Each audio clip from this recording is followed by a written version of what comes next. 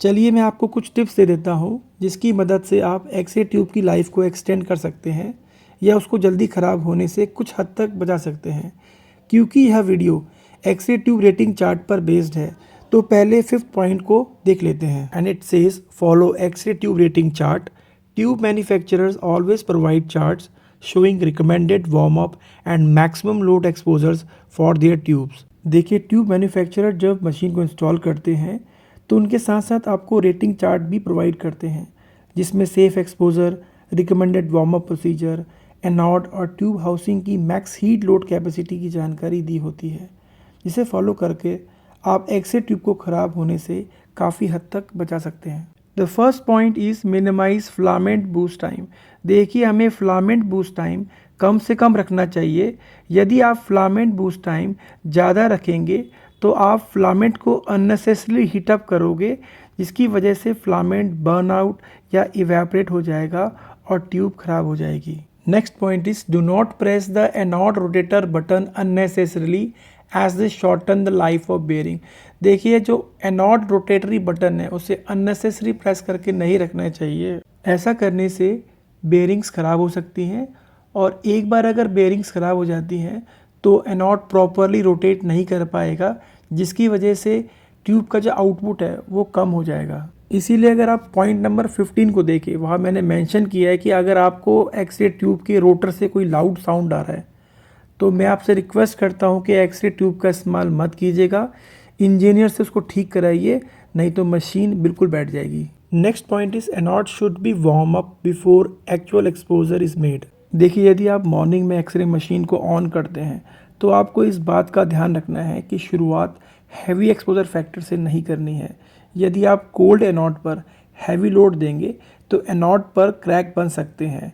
तो best practice ये रहती है कि हमें ट्यूब में वार्म अप प्रोसीजर करने चाहिए, जहां शुरुआत हम स्मॉल एक्सपोजर फैक्टर से करते हैं, then we gradually increase the exposure factors.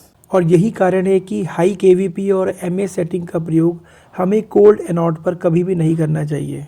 The next point is do not allow over heating of filament by repeated exposure in A short interval of time. देखिए, आपको इस बात का ध्यान रखना है कि रिपीटेड एक्सपोजर ट्यूब पर अप्लाई नहीं करने हैं, जिसकी वजह से फिलामेंट ओवरहीट हो सकता है और एक्स-रे ट्यूब खराब हो सकती है। So the best practice is that you should maintain a gap between two exposure so that anode get enough time to cool down. Point number 7, do not rotate the tube housing repeatedly from one position to another। देखिए, X-ray tube housing को एक position से दूसरी position में जल्दी जल्दी rotate नहीं करना चाहिए। Keep the window of X-ray tube clean. हमें एक्स-रे ट्यूब की विंडो को क्लीन रखना चाहिए। Now the next point is the periodic calibration of X-ray unit must be done. देखिए, एक्स-रे मशीन्स को समय समय पर कैलिब्रेट करना बहुत ज़रूरी है। इसलिए आपने देखा होगा कि सीटी मशीन्स को कुछ स्पेसिफिक आवर्स के बाद कैलिब्रेट किया जाता है for the best result. Moving on to the next point, good maintenance practice is critical for the long life of X-ray tube. देखिए, एक्स-रे ट्यूब को मेंटेन रखने के लिए प्रिवेंटिव मेंटेनेंस टेस्ट परफॉर्म किए जाते हैं, जो आपको रेगुलरली करानी चाहिए ताकि मशीन स्मूथली परफॉर्म करे। अगर मशीन में कोई फॉल्ट आता है तो इसकी जानकारी भी आपको सर्विस इंजीनियर को देनी चाहिए। Need to switch off the X-ray unit when work is over to avoid the filament failure.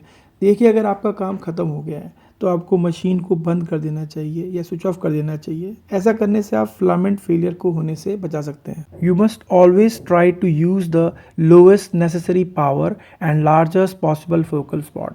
देखिए, अगर आप मशीन पर एक्सपोजर फैक्टर या लोड दे रहे हैं तो कोशिश करें कि वो लोएस्ट पावर या लोड के हों और लार्जेस्ट पॉसिबल फोकल स्पॉट का इस्तेमाल करें, क्योंकि लार्ज फोकल स्पॉट की heat loading capacity and heat dissipation rate काफ़ी अच्छा होता है। देखिए, मैं भी जानता हूँ कि हर वक्त लार्ज फोकल स्पॉट साइज़ का सिलेक्शन करना पॉसिबल नहीं है।